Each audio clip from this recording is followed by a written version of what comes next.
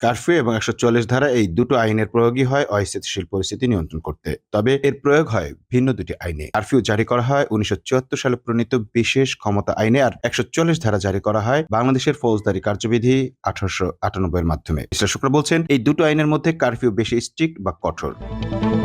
বিশৃঙ্খলা হবার সম্ভাবনা থাকলে কর্তৃপক্ষ ১৪৪ ধারায় ৫ জনের বেশি মানুষের জমায়েত নিষিদ্ধ করতে পারে। তারপরও কেউ চেষ্টা করলে পুলিশকে ওই জমায়েত ভঙ্গ করার ক্ষমতা দেয়া হয়। আর কারফিউ আর অনেক বেশি স্ট্রিক্ট। এতে সবার জন্য ঘর থেকে বের হওয়া নিষিদ্ধ থাকে, বলেন সুপ্রিম কোর্টের জ্যেষ্ঠ আইনজীবী শাহদিন মালিক। অর্থাৎ জনসাধারণ জড়ো হবার ফলে যদি কোথাও মারামারি বা দাঙ্গা বেঁধে যাওয়ার শঙ্কা দেখা দেয়, তবে শান্তি শৃঙ্খলা রক্ষা ম্যাজিস্ট্রেট বা পুলিশ কমিশনার ১৪৪ ধারা জারি করতে পারেন।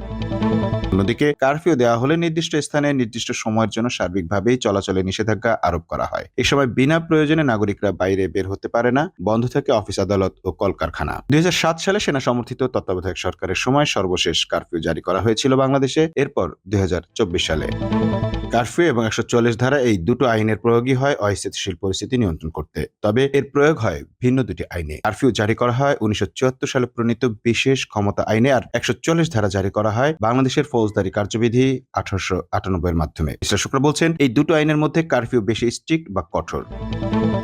বিশৃঙ্খলা হবার সম্ভাবনা থাকলে কর্তৃপক্ষ ১৪৪ ধারায় ৫ জনের বেশি মানুষের জমায়েত নিষিদ্ধ করতে পারে। তারপরও কেউ চেষ্টা করলে পুলিশকে ওই জমায়েত ভঙ্গ করার ক্ষমতা দেয়া হয়। আর কারফিউ আর অনেক বেশি স্ট্রিক্ট।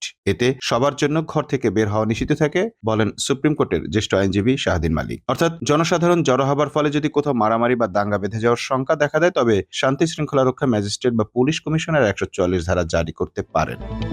অন্যদিকে কারফিউ দেওয়া হলে নির্দিষ্ট স্থানে নির্দিষ্ট সময়ের জন্য সার্বিকভাবেই চলাচলে নিষেধাজ্ঞা আরোপ করা হয়। এ সময় বিনা প্রয়োজনে নাগরিকরা বাইরে বের হতে পারে না, বন্ধ থাকে অফিস আদালত ও কলকারখানা। ২০০৭ সালে সেনা সমর্থিত তত্ত্বাবধায়ক সরকারের সময় সর্বশেষ কারফিউ জারি করা হয়েছিল বাংলাদেশে। এরপর ২০২৪ সালে।